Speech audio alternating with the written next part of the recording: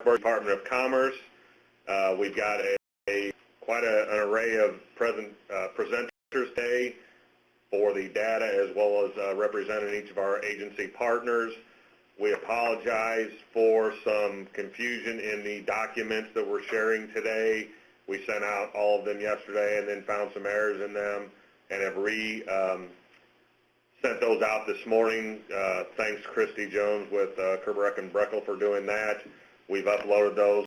So the ones that you'll see today are the uploaded version. Some of those were very minor changes, so you may or may not want to reprint those, but if you see some changed pages, that is because you may have had the older version. Again, we ask for an open session of discussion. You can always utilize the chat pod in your left-hand corner of your screen to present comments or questions. Each of the presenters will keep an eye on those and make those as necessary and as they have time to do that. We'll always, as usual, end with an opportunity to ask questions, but please, if you want to use those, you can in the chat pod. I think today's beginning presenter is Dave Gallagher. We also have ICCB and IDES and DHS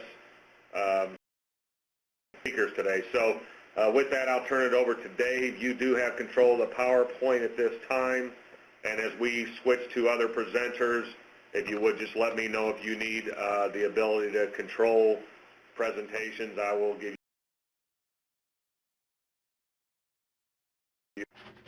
Okay, good morning, everyone.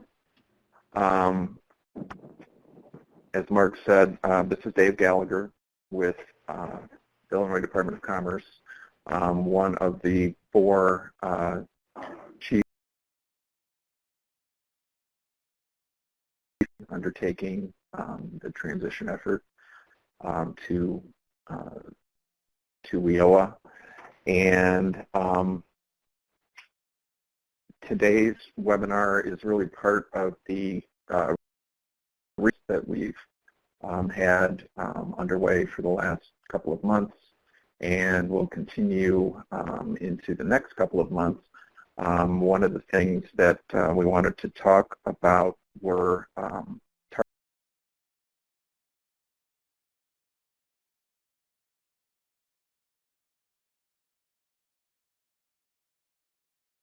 targeted sessions that we held in December, and since a discussion of populations is part of the regional planning guidance that you were given, we wanted to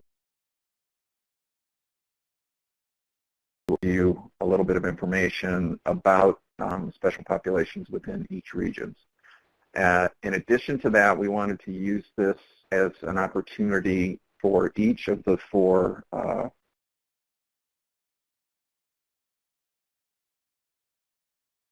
inform all of you about what each of their own specific special and targeted populations are, either through mandates under WIOA or through their own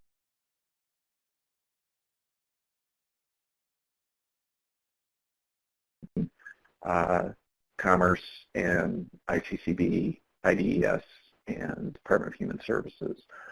So with that, just as a little bit of background, within WIOA, and this is by way of sort of dealing with some of the nomenclature around this. Section 3 of WIOA identifies and defines individuals with barriers to employment, and sort of lists out about a dozen different groups that are identified as having barriers to employment. That definition is sort of the baseline for all the discussion we'll have going forward about target population,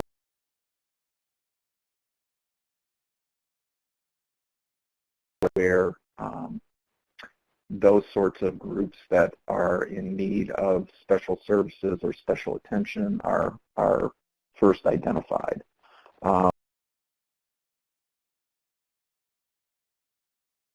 to employment are discussed in terms of reporting requirements. So what that means is each of those groups must be included in the annual reports that the state but those are also, as I say, sort of a baseline compendium of those groups with barriers to employment. In addition, the federal requirements for the state plan specify the inclusion of an analysis of the current workforce, including individuals with barriers to employment.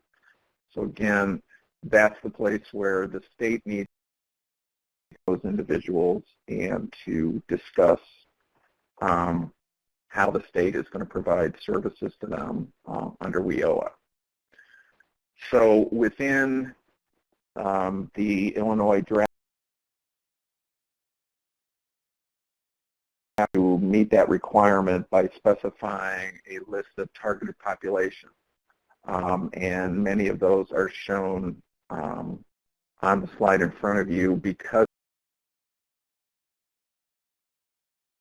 they're currently under review at the state level, both by the agency partners and by the governor's office.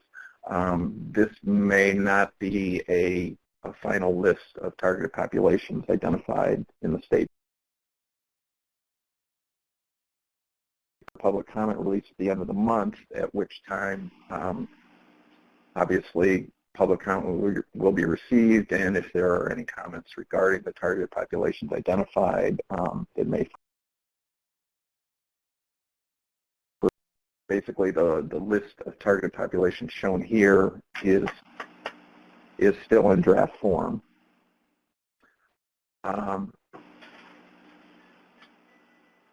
This is, and I apologize for not seeing it, which is why it's part of the download of the state and regional targeted populations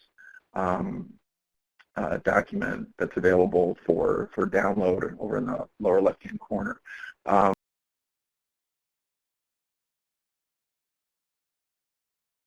Also, as I say, included in that file. It includes statewide information for many of the populations identified in the plan. And as well, the draft plan will include a more detailed demographic data about a number of these populations.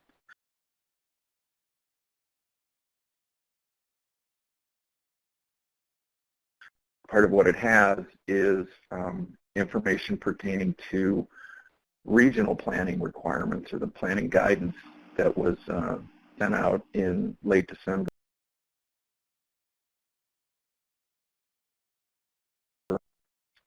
Essentially, in step one, data-driven foundations, you are asked as regional teams to demonstrate how the region has collected and analyzed regional labor market information and include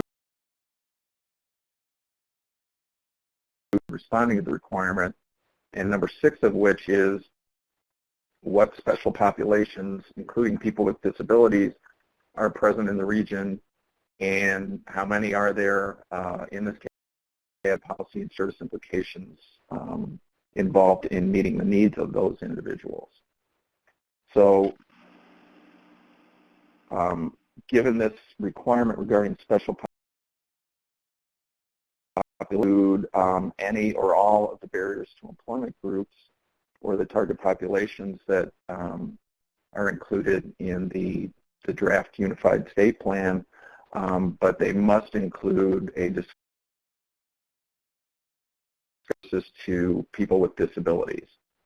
Dave, it's Mark. Sorry to interrupt you. I just wanted to, I think it's one of the questions that came in early here. I wanted to make sure everyone is clear, and that question, this data developed by economic development region. I think that it's important so that we know as we see these numbers coming forward what the basis of how they were developed. So if you could address that, and again. Yes, there in that download of state and regional target population data, it's included. That statewide table is also included. Regional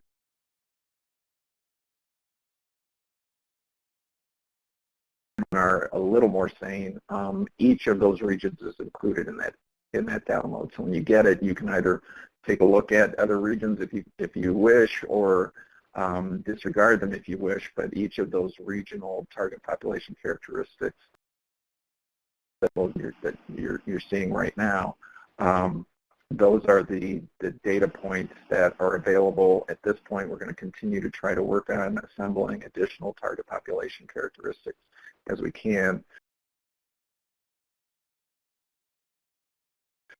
That we have available currently for each region.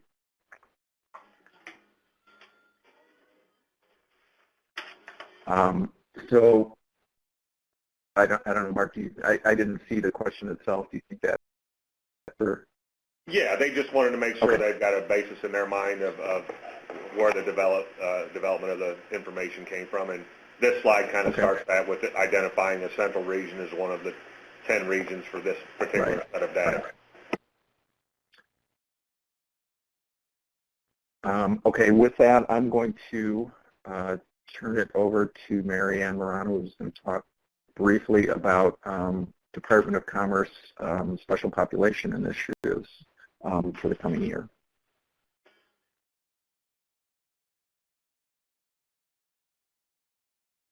You there, Marianne?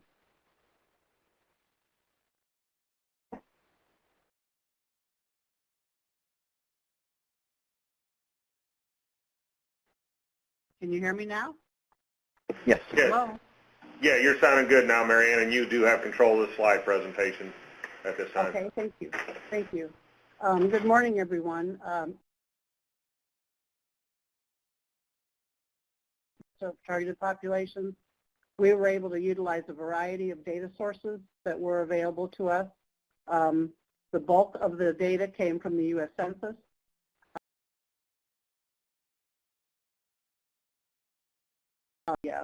Low income, et cetera, data, employment security data were used, Department of Children and Family Services, and all of our agency partners contributed to the development of the data summary. And as Dave said, we're continuing to work on that. I'm going to go over briefly some of the Department of Commerce related initiatives that are underway currently that relate to Career Pathways Task Force, which is just wrapping up their business. We should have a final report in February that will be presented to the Illinois Workforce Innovation Board at their February meeting. Some recommendations coming out of that. Again, that was a data-intensive project focusing on youth. We started with a baseline analysis of the youth population in Illinois. Demographic profile, looking at their engagement in high school, whether they were graduating or dropping out, analyzed the GED data for the youth age group. We were looking at those who go on crime. We also looked at labor force participation and factors of employment. What types of industries are youth employed in? We focused on disconnected youth. That's the population that is neither working or in school, and they're a very special population that needs attention. Foster youth were included. We've got data on youth with disabilities and those involved in the juvenile justice system. So as these data are fleshed out, they're all available at the state level. Much of it is available sub-state, so we will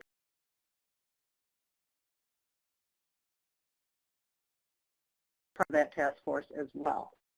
In addition to the baseline data, we did an inventory of relevant programs and funding sources that support youth programming.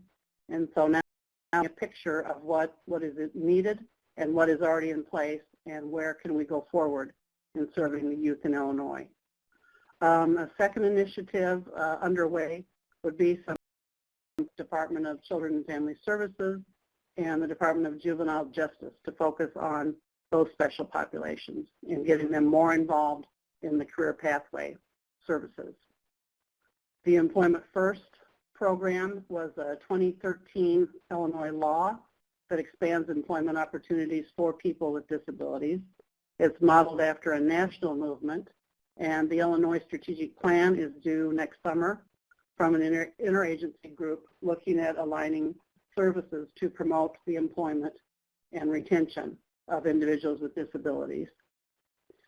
Illinois also has been the recipient of at least two, maybe three, Department of Labor funded initiatives, the Disability Employment Initiative, Round 4 and 5. These are to develop flexible and innovative strategies to increase participation in existing career pathways programs in the public workforce system. Round 4, next slide please.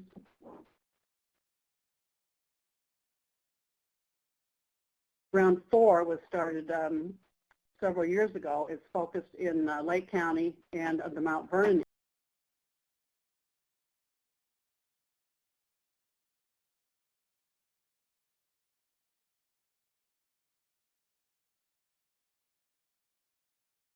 Focused in this one is on adults age 18 to 64.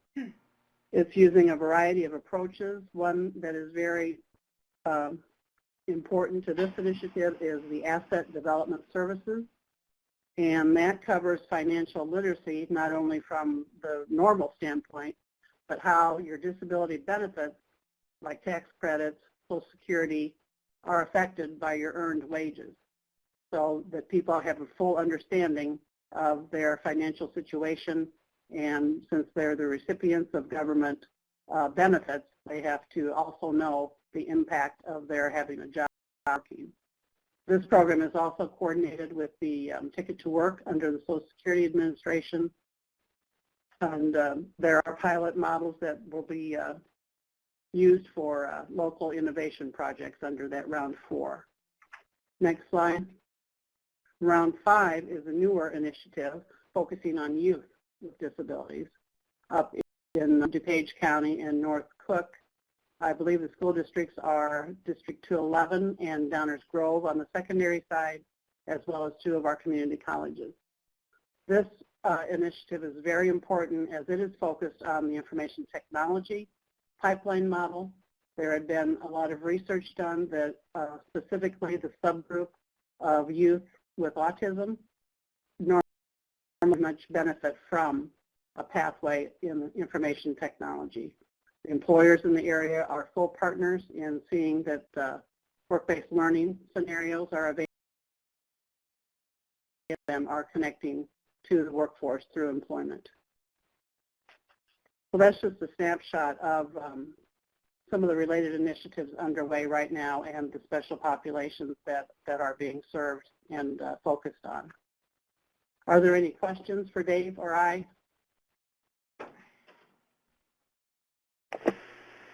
Again, for those that may have a comment or question during when you are allowed to speak, you can unmute your phones utilizing the same *# functions that you muted initially, so you can utilize the telephone rather than actually typing those in.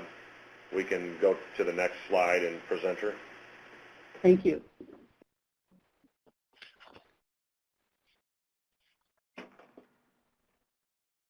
Okay, we have Jennifer Foster here with the Illinois Community College Board, and she will take over presenting on the adult education program. Good morning, everyone. Before I get started, I wanted to just kind of refer back to the first slide where Dave Gallagher spoke about the targeted populations, and I just wanted you to know that as a part of our discussions among the core partners, we have added a couple of areas to that list, and that is the low literate population as well as the low skilled adults. And so that will be a part of finished here among us and also the governor's office, and then is released to the public for public comment. The first slide, as we talk about the adult education purpose, we are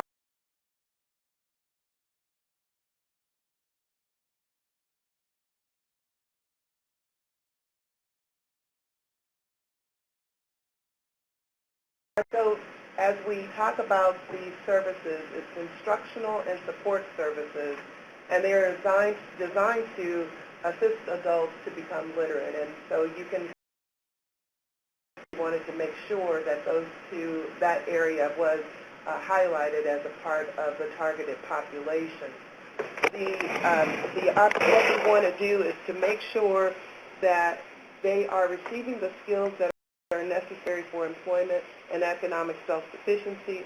We also want to make sure that they're receiving educational skills that will help them to be better parents so that they can move into employment and help their children with the educational opportunities that are necessary. We also want to make sure that we're assisting them in the completion of a secondary school diploma. And with that secondary school diploma, they also have to be working towards into either post-secondary education or training, and including the pathway. We want the ultimate goal for individuals is to develop career pathways for everyone and moving them through that they are making the necessary transitions to either training, post-secondary education, or into employment. And a little later, I will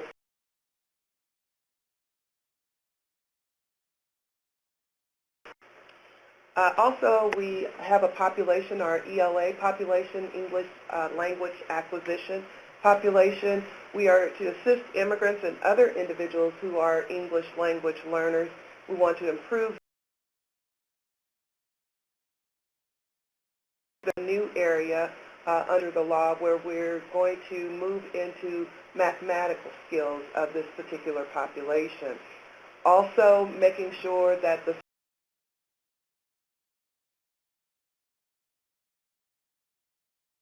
you will kind of see that connection and what are some of the new things that are going to be required that we do under integrated education, literacy, and civics. We're talking about a definition of adult education. We're talking about instruction and education below the post-secondary level. As we move forward, we still are looking, and so that's why the alignment with the Common Core College Readiness Standards, as well as making sure individuals are on a pathway, because we are preparing them to go into these programs. So we're looking at, again, the reading, the writing, the English language acquisition, making sure that they obtain a high school equivalency certificate, also making sure that they have post-secondary education and training, as well as obtaining employment.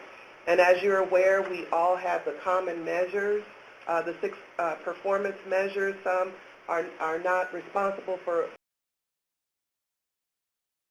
We are working in that direction so that we make sure that the employment is a part of what we do, so the career development, career awareness opportunities are there for this particular student.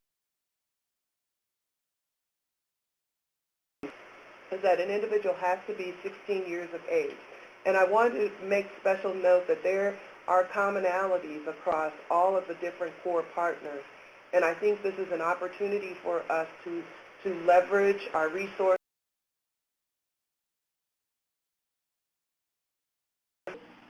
We service. Excuse me. Thank you. We service this population of 16 through 24, which is considered an out-of-school youth under Title I. So adult education is a piece. An individual who is not enrolled or required to be enrolled under secondary school under the state law. We know that our compulsory school age attendance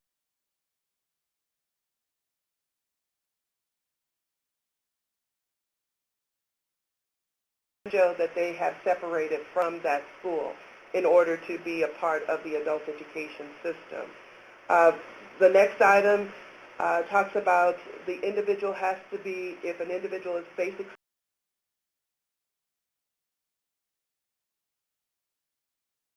still deficient, and they do have a high school diploma.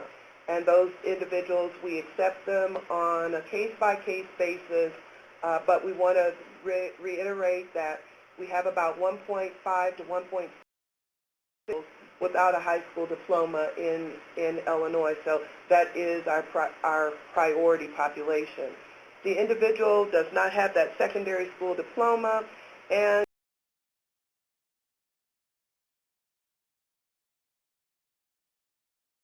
if you have a high school diploma and your mathematical skills are somewhere at a 6.5 level, you haven't yet gotten to that, achieved that equivalent level of education.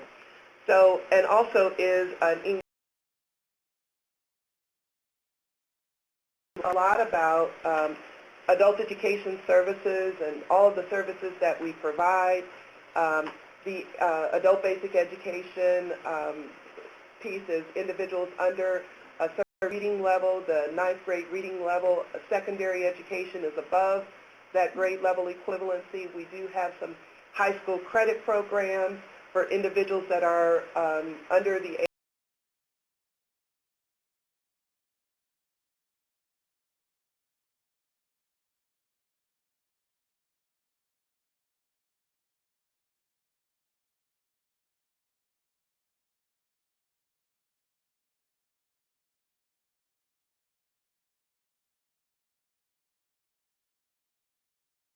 new to adult education, and we're waiting on further guidance from the federal government. But what we're trying to do here is to put individuals that are English language learners on to obtaining employment or entering into a training program. So we will be integrating things like workforce preparation, career awareness, also making sure that that civics component is also there to make sure that individuals are aware of the processes within the Illinois system. And as the adult education individuals know on the phone, we do have a list of competencies, and one of which is the employment as well as consumer education and making sure they have that knowledge and skills base. Family literacy is also an area. Although over the years we haven't done a lot of family literacy, it is still a priority service. Workforce preparation, I've already mentioned, vocational training, and this vocational training is in cooperation with the Integrated Education and Training Program, which blends both adult education, basic skills, as well as career and technical education. Also, are a part of this, these services, and this is 3 different components. We're working now to look at the bridge definition to determine whether or not we need to include other pieces as a part. This definition has been in existence since 2007, so it's time to really take a look at it. And the Integrated Education and Training, as I mentioned, this is an agreement and a partnership between adult basic skills as well as career and technical education. They receive an industry-recognized credential, post-secondary education certificates, and auto credits. Over on the right-hand side of the screen, it talks a lot about the support services that we provide. And the first order of business is to make sure that this can be also partnered with other individuals within a certain area to ensure that all of the funds are not used for child care or transportation, but this gives you a little bit of an understanding. We also do educational testing with our evidence-based reading instruction as well as educational skill assessment. For fiscal year 2015, this gives you just a snapshot of when we talk about our low literate population. If you look under ABE, we served about 25,000 individuals within that area, and those are individuals with reading levels that are less than 9.0, their grade level equivalency. We have English as a second language population as being our largest population, and overall we service about 78,000 individuals throughout the state. This next slide gives you just looking at our program or provider diversity. where we providers, lots of DVOs, and our community college system, as well as our school districts and regional offices of education. This is preliminary data, and I hope you can see it better on your handouts than you can here.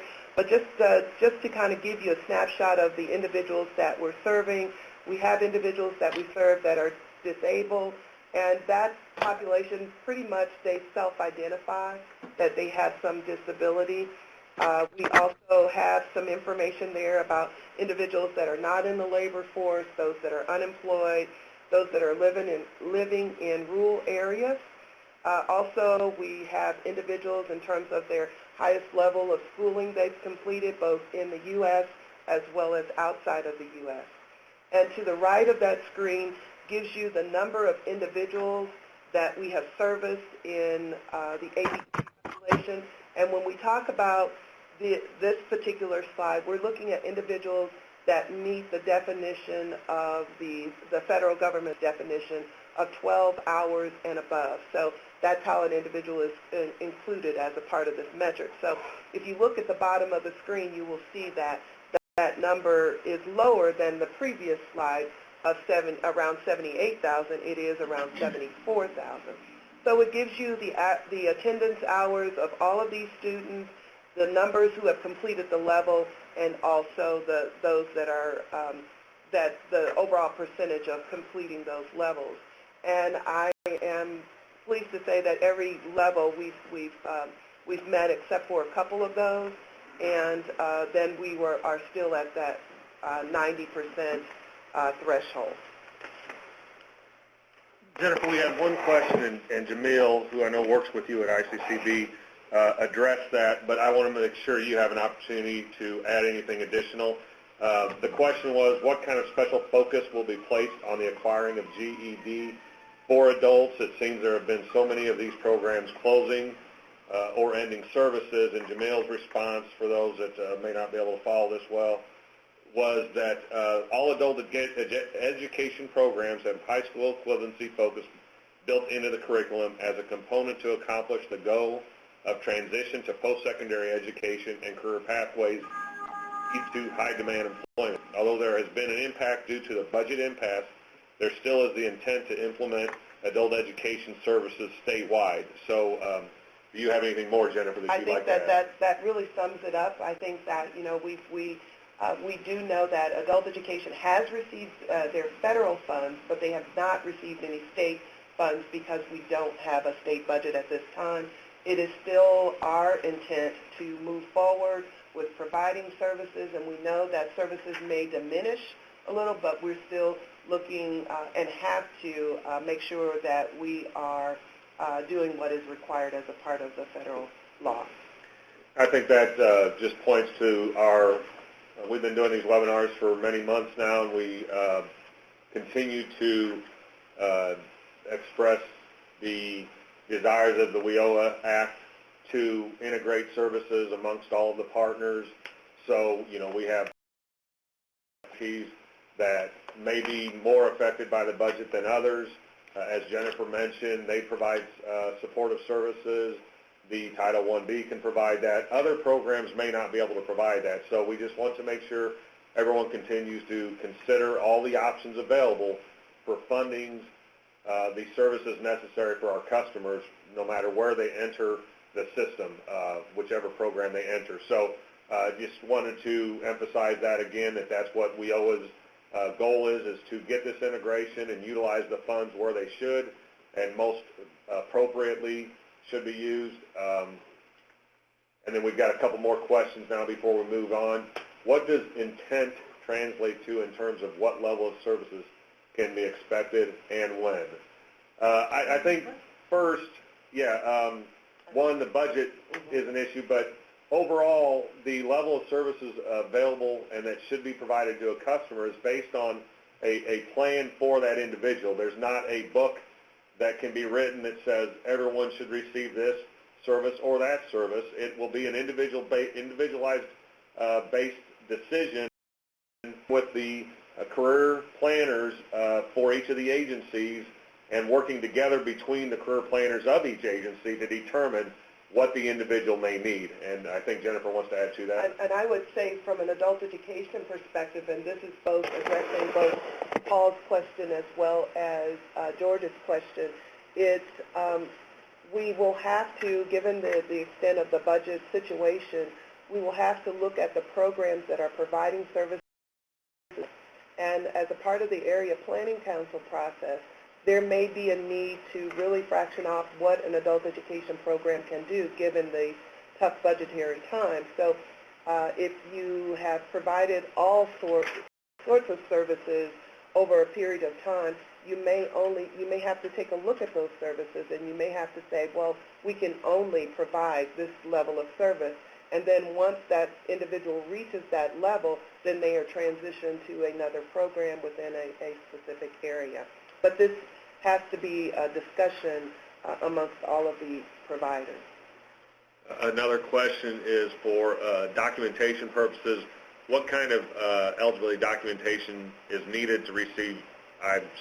I'm thinking they're addressing the adult education services since that was the most recent presentation, but given the majority are English language learners, do people need to be authorized to work to participate in WIOA services, given that employment is an explicit outcome? And I think that is, for adult education, we don't require, we don't ask any individual about their status, and this has been, when we list out our challenges and things that we have communicated with the federal government, and this is all core partners, that is one of the key things that is at the top of the list.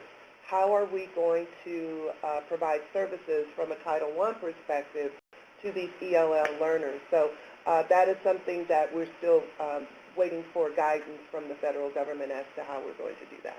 Yeah, Jennifer did mention that, there are a lot of commonalities between eligibility of the programs, but this is one of the more distinct differences between at least the adult education and the Title I providers is that they, Title I does require that authorized to work and be verified, whereas, as Jennifer said, the adult education is not as an issue for them.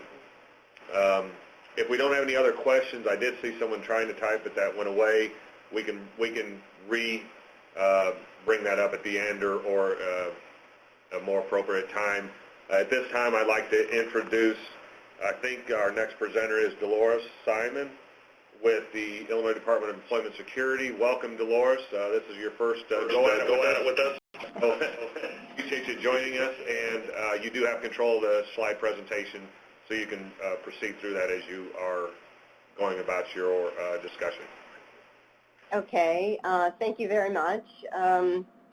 Again, greetings everyone. I'm Delores Simon. I'm Deputy Director of Business Services for IDES. Before we launch into our slides, I want to make sure clarity is at hand. A portion of what the Business Service Division focuses on is the veteran community. There are actually two divisions within IDES that works with the veterans. One is the business service team side, which is my part of the equation, and then there is the employment service side. We work with the employers, the employment services side works with the job seekers, and we work cohesively together. Currently, the way we operate is the employment service staff asks all clients that visit a job center, now soon to be a one-stop, if they have served in the military. If they say yes, then the veterans are asked to complete, it's an veteran information and assessment form. Using this triage approach, then the Wagner-Pizer staff will determine if any special barriers to employment exist, and if the veteran requires referral to those sort of supportive services.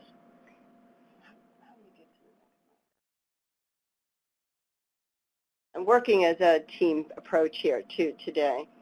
So if the veteran that only requires intensive services are referred, they go to a DVOP. Now a DVOP, DVOP, is a Disabled Veteran Program Specialist.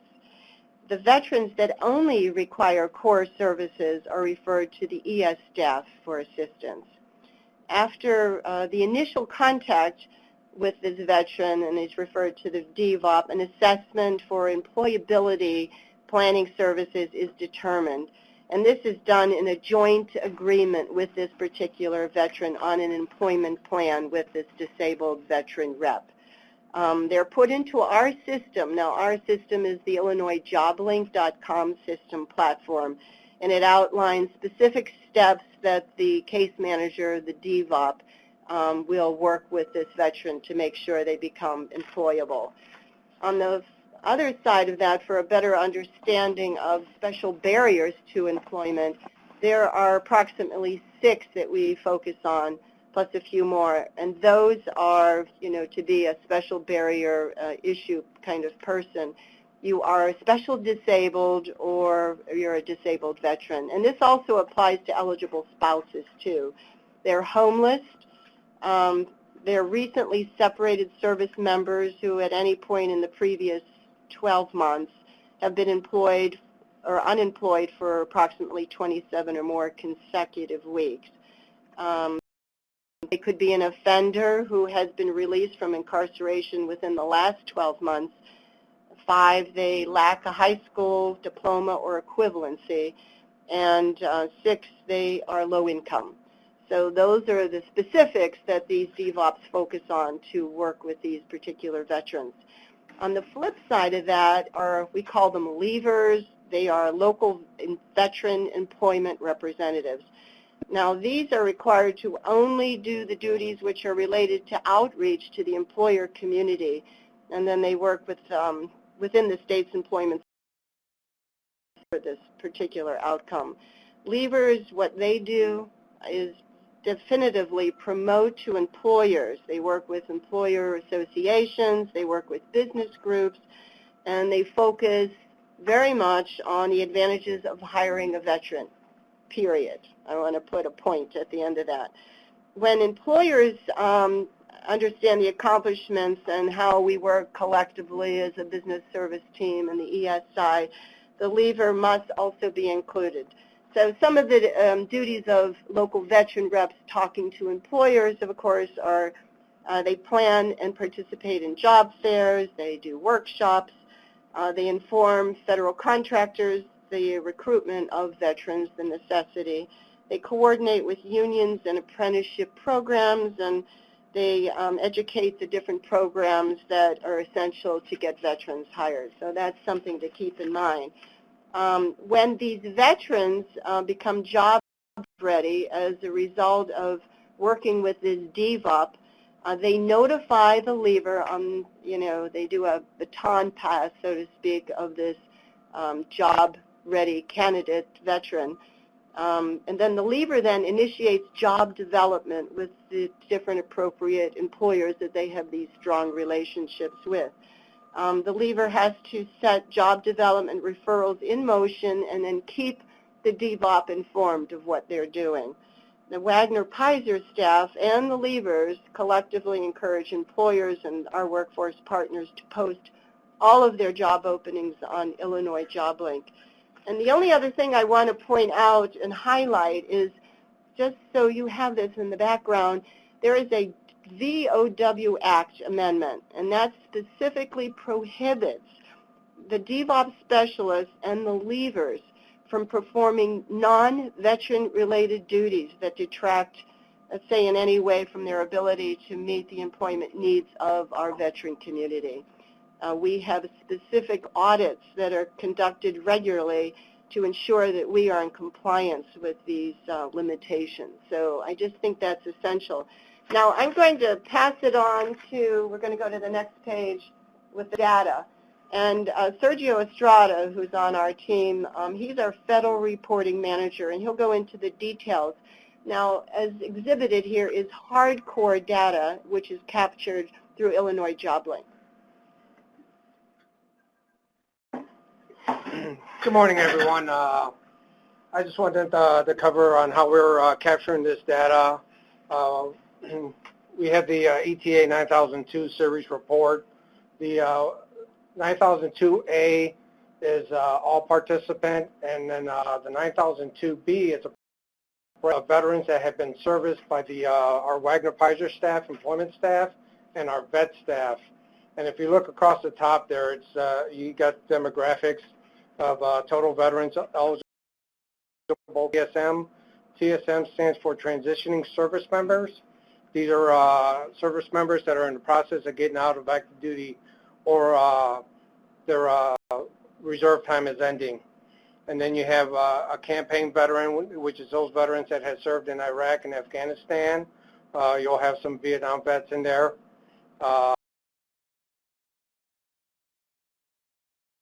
Campaign medal is. You have your disabled veterans, your special disabled vets, your recently separated vets, which any veteran that had separated within the last 3 years, post 9/11 veterans, and your TAPS workshop veterans and TSM. TAP means Transitioning Assistance Program that these veterans are required to go through as they're getting out of the service. And the TSM, again, is the Transitioning Service Members. Now, these service members, as they're going through their TAP program, feels that they are not job ready. There is a DD form, I don't know off the top of my head, which the commanding officer will sign and will mail to the state of residence where that veteran is from to inform us that this veteran is in the process of getting out and is not job ready and will need intensive services. I'm going to go to the next slide, which is a subset of what the DVOs are doing. So as you go across the top there, you can see that it also includes the female veterans, the homeless veterans on column H and I, special disabled, campaign vets, disabled veterans, TSMs. The one thing about the Illinois Job Link, the way it's designed right now, whether a veteran is receiving a staff-assisted service or a veteran just goes online and does a self-serve, i.e. they log in on Illinois Job Link, based on how they answer the questions in IJL, will trigger whether they have a significant barrier to employment, i.e. is an offender that just got out, goes into one of the job center, online and fills out and says he's an offender, it will trigger that veteran onto another report which is called the DVOP Intensive Service Report. Our DVOP have been trained to work this report on a daily basis, and any veterans that fall into the category that Delores talked about earlier will be on this report. The veteran, our DVOPs can reach out to these veterans and find out exactly what their barriers are and get them into the office to begin the intensive services and then the case management, and if we're referred to partner services for any additional services they might need to get that veteran past their barriers to employment and get them ready to meet with the leaver once they've gotten past those barriers and get these veterans employed. This data is collected, what you're seeing here is 4 communities. It's pretty much right now what you're looking at is the December quarter ending December data is not records yet to put in the system, so these numbers will change. But it's been very important that our veterans program has 13 performance goals ranging from total veterans and eligible persons to disabled veterans. And these goals are negotiated just like the 3 Wagner-Pizer goals that we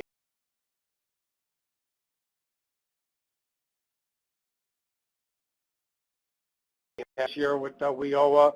This whole format will be changing with WIOA because of the reporting requirements. And right now we haven't received any guidance from the feds on the reporting. Thank you. Do you have any questions?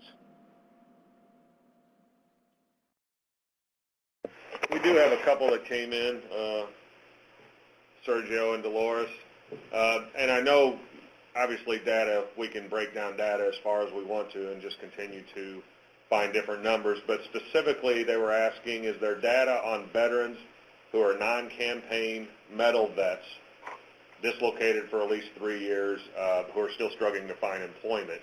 That's not one of the columns. Do you have that available data, or is it just not expressed in this table, or is that something that's not been researched? If they're struggling for employment, answer the questions in IJL.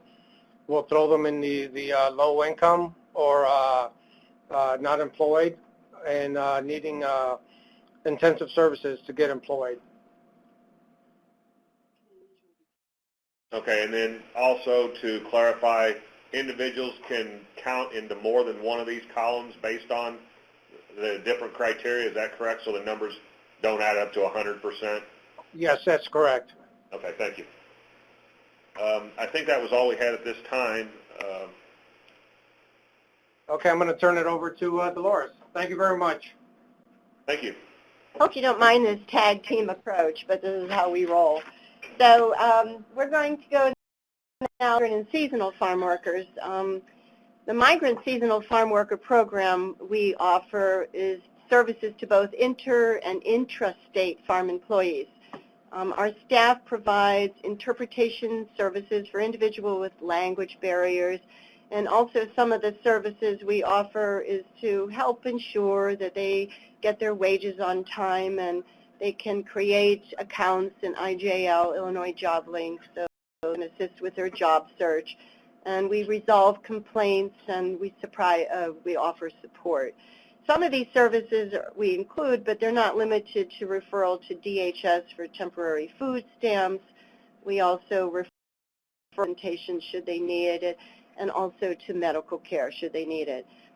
We coordinate with the Illinois Migrant Council, and our agency is done during the season to provide heat stress and even items such as pesticides training. So now I'm going to turn it over to John Waters, who's our manager of the migrant and seasonal workers, and he also does presentations on WOTC. So John? Thank you. So I'm looking at the chart that was sent on the end of PY14, the start of PY15, which was last summer. These migrants, we ascertain about 75% of them come up from other states, specifically Texas and Florida, to work on the particular crops in the areas that they do during the season. The season is typically from May through October, through the pumpkins in October. And this chart here pretty much talks about how many people we talked to, how many we contacted. The contacting by other cooperating agencies, there's a slew of agencies all over the state that do work with migrants, be it dental work or some kind of health work or educational work, or again, as Delores said, helping them get food stamps, temporary food stamps at the end, or maybe even unemployment at the end, depending on how long they've been here. Essentially, what we are tasked to do through the Department of Labor is make sure that either the farm labor contractor or the employer is holding up to his or her end of the contract that the migrant signed on to down in Texas or Florida, wherever they are coming from. That the housing is hospitable. That we actually have to do housing inspections to make sure that the housing that the farmers are offering or the agricultural companies are offering are habitable, and running water and screens without holes in them, etc. We also do field tests where we go out to the fields where the migrants are working themselves and have questions and just basically talk to them in Spanish without the employer or the farm labor contractor anywhere near, just to make sure, via aforementioned, that the employer is following all the rules that he or she is supposed to be following. Again, the season is huge from May through October. This chart pretty much talks about significant offices. The U.S. Department of Labor has labeled 2 of them here in Illinois. One's in Champaign and one's in Peoria. We also hand out cell phone numbers to these individuals so that they call and speak Spanish directly with one of our staff. That's about it with migrant seasonal farm workers. So incidentally, so there's a difference between a migrant seasonal farm worker and a seasonal farm worker, and that the seasonal farm worker is essentially somebody who can go home at night, and that's a lot of domestic workers, especially when it comes to detasseling the corn. We get a lot of students that do that. We ascertain about 23% of our live either in Illinois or along the border states of Indiana, Kentucky, Missouri, etc. That's it for the MSFW program. I realize also we're running short on time. Are there any questions? All right. Well, then, we'll segue right away into apprenticeship. John, you want to continue? Yeah, I would like to talk briefly also about WIOA when I get done with this that Delores brought up earlier. So apprenticeship, we work with all kinds of individuals for getting them into trades and assisting them finding apprenticeships. Specifically youths or those that walk into our offices, we have applications for them to fill out that we then ferret out to the building trade unions and non-union shops to give them the name and the email address, et cetera, information of individuals that are seeking to become carpenters or boilermakers or pipe fitters, et cetera. And then they track, or we track the unions and or the non-union shops in who they hire and how long they hire them, or put them through their apprenticeship training, et cetera. We also have been working with the Illinois Department of Corrections, it's called the Correctional Industries, which is in about 16 different correctional centers. They work with teaching some of the inmates some skills that they could use when they get out. These are inmates that are out within 2 years, also 2 to 5 years, and they teach them all kinds of trades, from manufacturing to furniture to glass to eyeglass.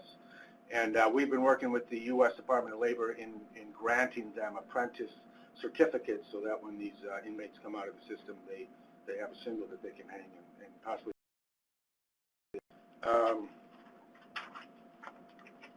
And there's information on apprenticeship, and then the chart is pretty much those that we did. And this is the fourth quarter of 2015, incidentally, of those of applicants that we passed on to the individual unions. Are there any questions on apprenticeship? Looks good so far. Okay, so WOTC is WOTC, and there is no chart here for WOTC, but in listening, piqued my interest. So the Work Opportunity Tax Credit is a federal tax credit that the feds will give to employers who hire those that the feds deem to have barriers to employment. There's 10 categories now. The 10th one just came out last year. They haven't even given us the final definition of it, but that's for someone with long-term unemployment. But other individuals that will qualify for their employer, for those that assist in their clients finding employment, are the ticket to work. If you have an individual that is receiving, his or her employer can get a tax credit through SSI. We have a summer youth category where the employer can get a tax credit for hiring someone between May and September who qualifies under the summer youth. We have ex-offender, we have vocational rehabilitation. These are categories, incidentally. Veterans, those receiving TANF or belonging to families receiving TANF, and the same with SNAP. There's all kinds of different parameters around each category, but this is a tax credit that employers will receive for hiring anyone who is eligible in the 10 different categories under the Work Opportunity Tax Credit. WOTC. There's more information on our website, or just contact me.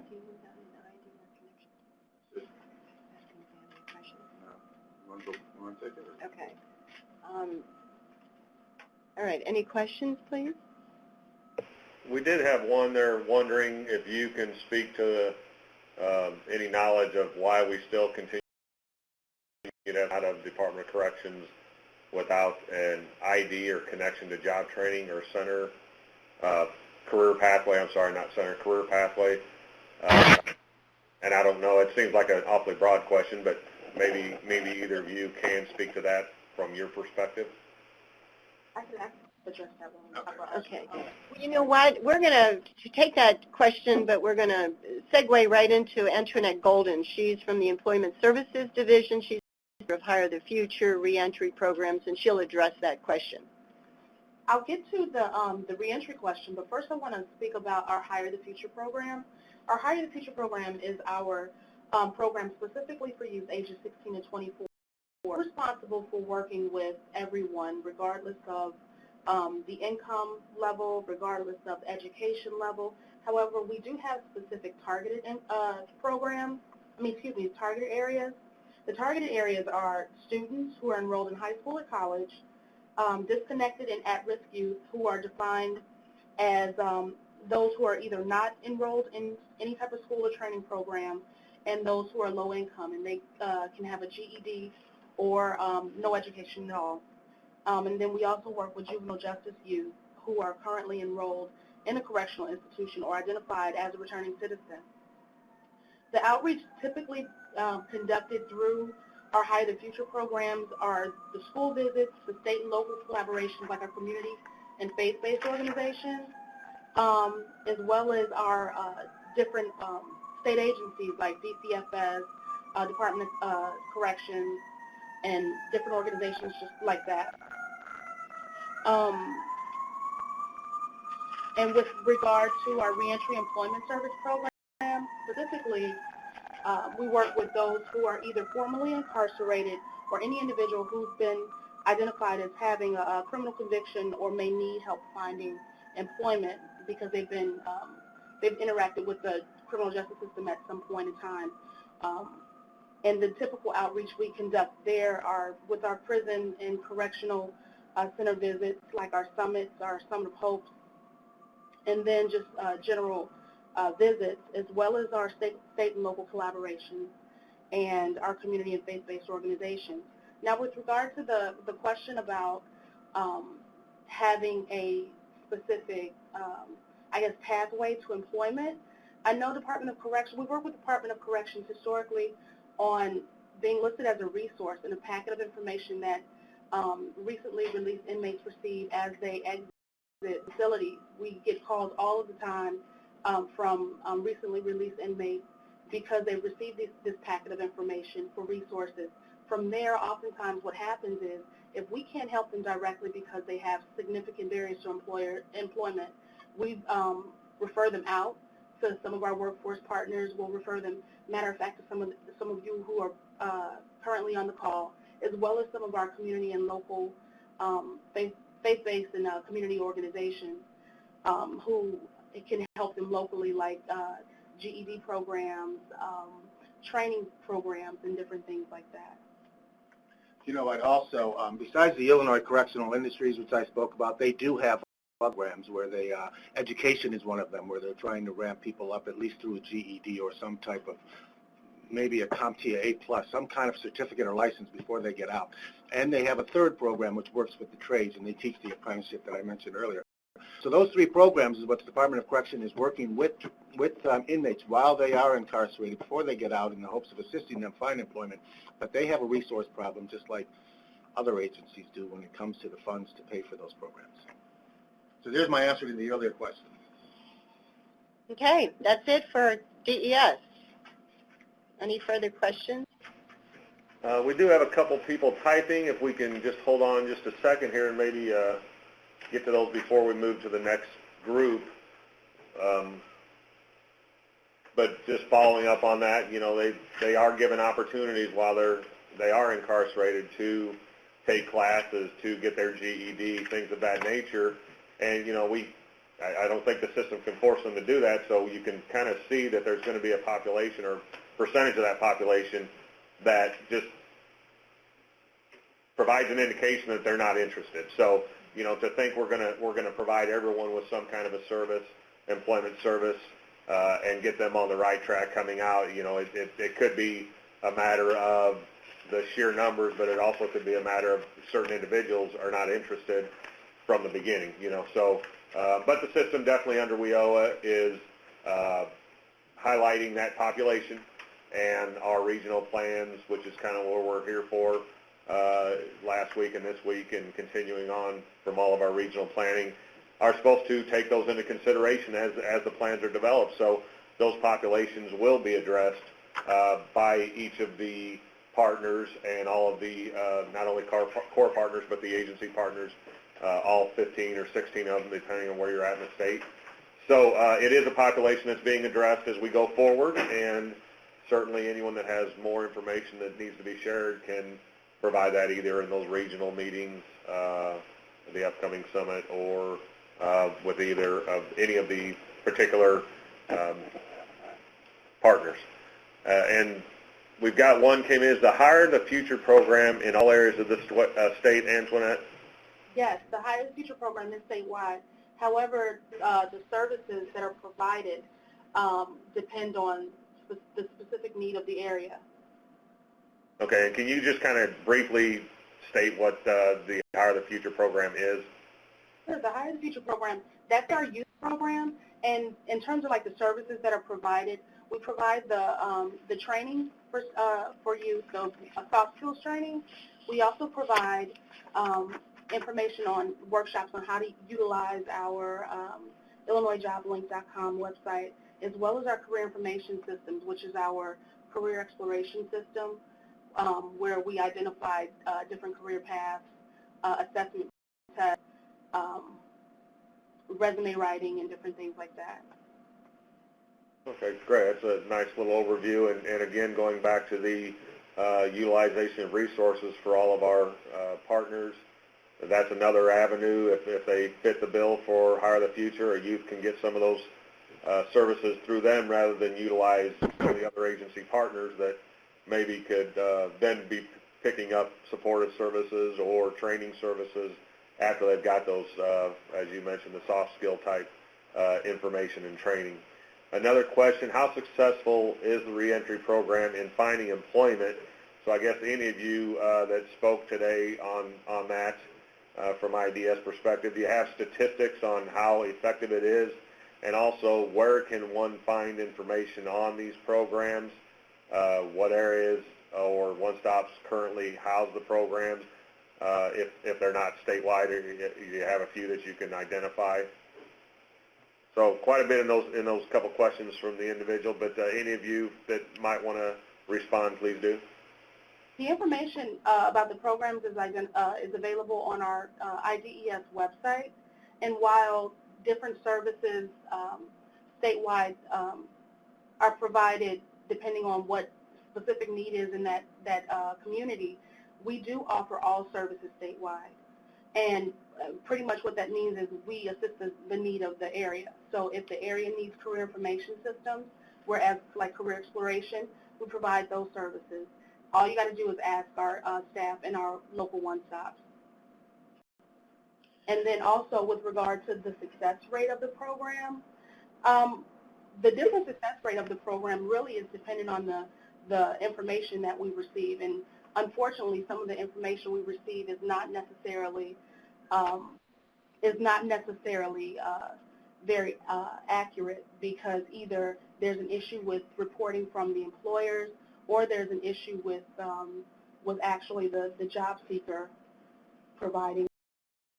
I think Sergio can kind of speak to how that information is gathered in our IJL system with regards to our employment rate.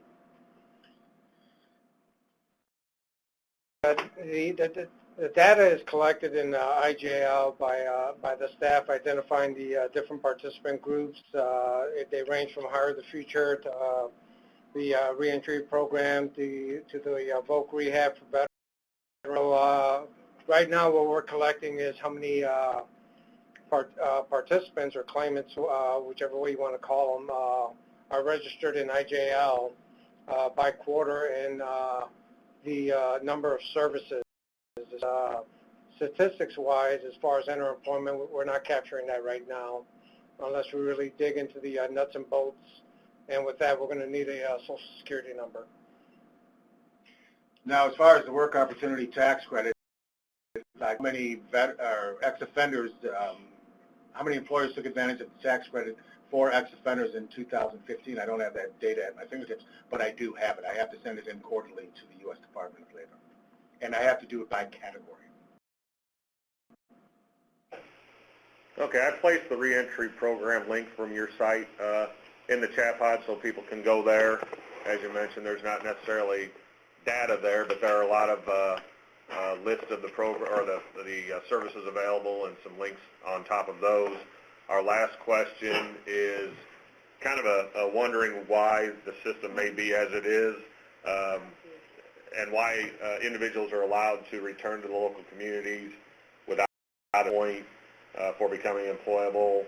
Is it fair that this is the way it is? But I think that's where WIOA is bringing in discussions that maybe have never been held before with the crossover of all the agencies. So I don't know if it's a real known answer at this point in time as to why it's occurred, or if it's even as important as to why it's occurred in the past. But we are going forward as the interagency discussions occur. All of the programs, including all of the specific populations are included in those discussions. So hopefully at the end of all of this, and as the years pass and the state plans and regional plans are implemented, these things all will be addressed. They're very good questions. I don't want to feel like I'm pushing that aside for whomever asked that. It's just that sometimes we're finding with WIOA that were things we weren't doing or not doing as well as we should have in those coordinated efforts and getting the information we need to know why, how, where, when, all the questions as to the condition of the programs as they were going into WIOA. But coming out of WIOA and as it goes along, we hope we address these, and all of those types of questions are probably best served to send to either your agency partner contact to make sure they're included in discussions. And I guess that's trying to provide a little bit of an overview of that. Sometimes we don't have the answers right now, but going forward, we hope to answer those questions as we continue the discussions. All right, we're going to move on to the next presenter, who is Doug Morton with the Department of Human Services, Division of Vocational Rehabilitation. Doug, are you on the phone now? Yes, I am. Great, and you've got control of your presentation. Well, I'm going to have somebody move the slides because I had to step away just let me know. from my desk.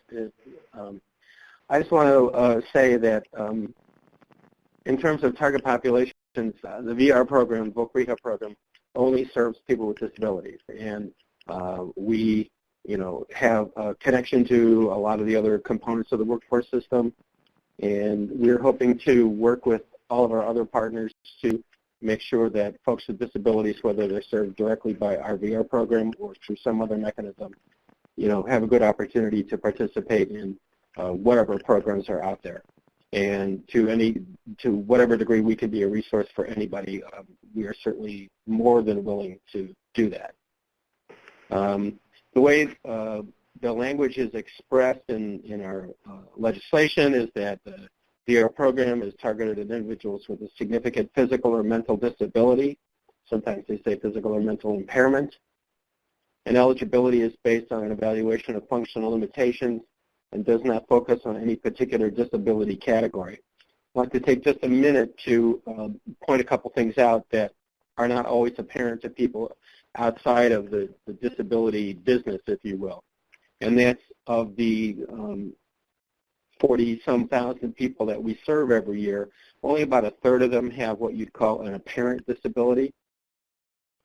In part of our federal legislation, there's an including but not limited to list of 25 different conditions, and some of them are things that are apparent and probably come to mind when people talk about disability, such as amputation, blindness, deafness, spinal cord injury, cerebral palsy. And we know that we have accommodations for people who are blind in terms of use of technology.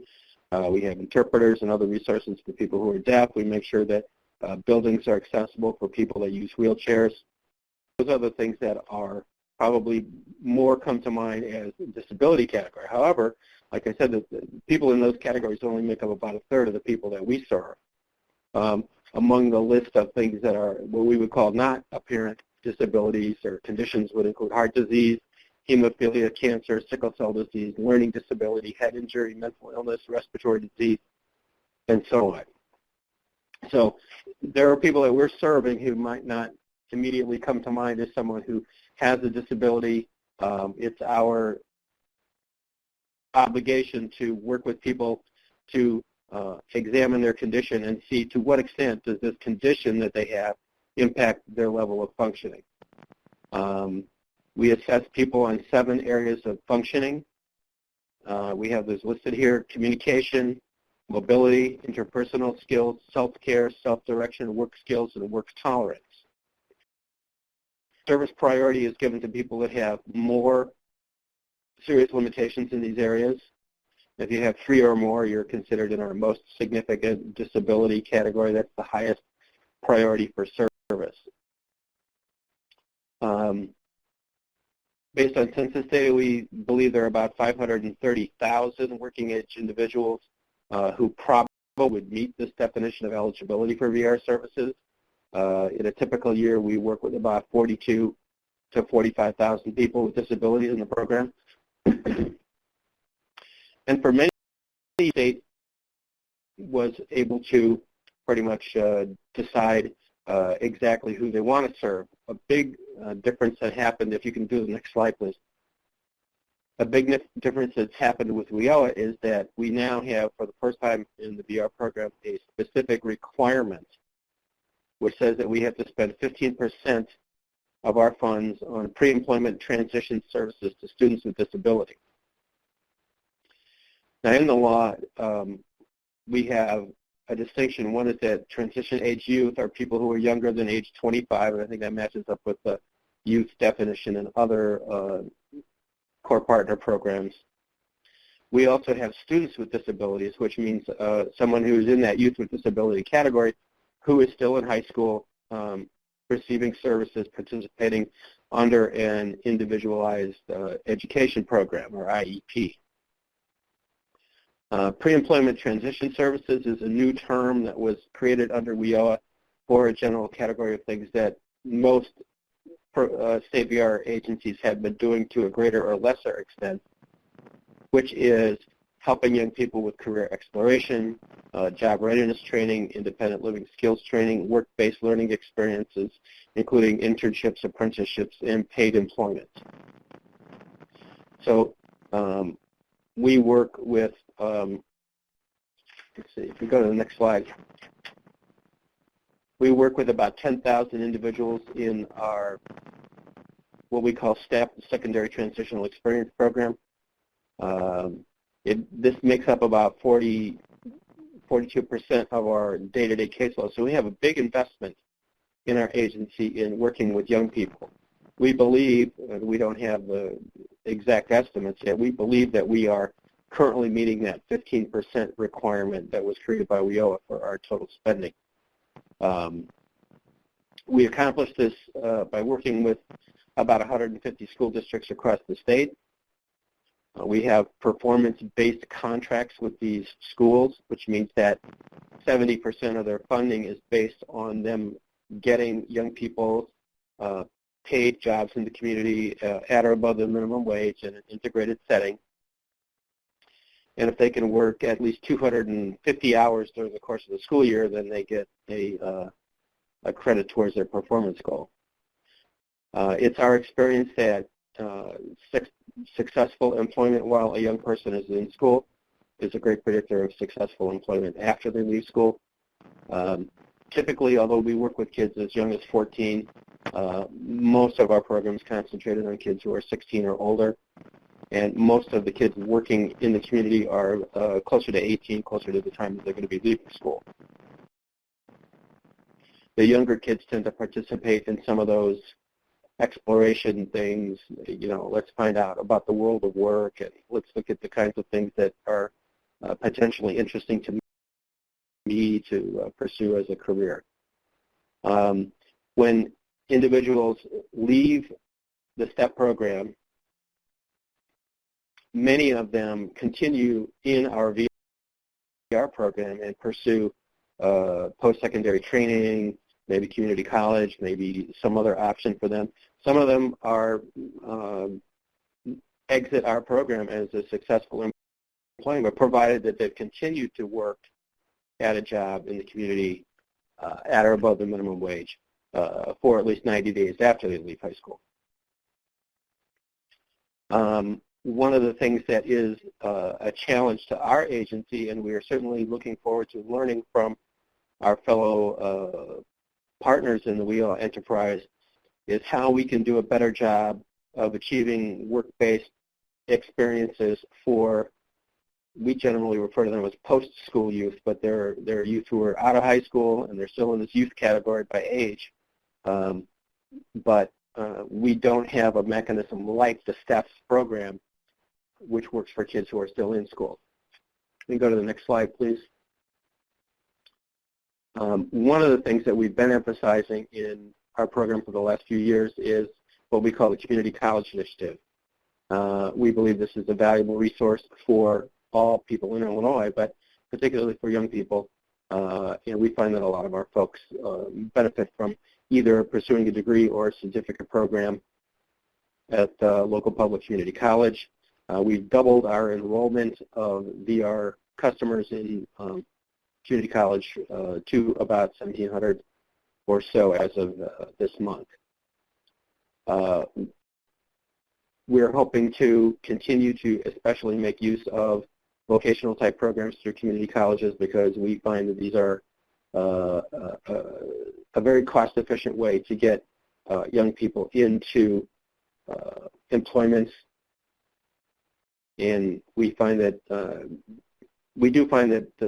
there seems to be a certain lack of success in pursuing community college degrees for a lot of our folks coming out, so we probably will be making more use of those training type programs, and looking forward to working with our partners on all of that. So that's all I have.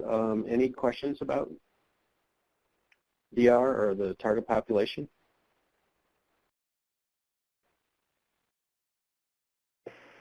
Okay, thanks, Doug. We did not get any come in through the chat pod. So I think we'll go ahead and turn it back over to Dave to see if there's what the closing agenda is, and if any come in, we'll have everyone address them as appropriate. So Dave, if you've got any next steps to the presentation today, please take over. I do not, other than encouraging folks to download the information that was provided from the partners, and in particular take a look at the target population information by region, and to go ahead and utilize that in the development of, particularly of the section of the regional plan that we referred to, but just in general as you go about deciding on your regional projects and how those might impact any special populations, or how special populations might be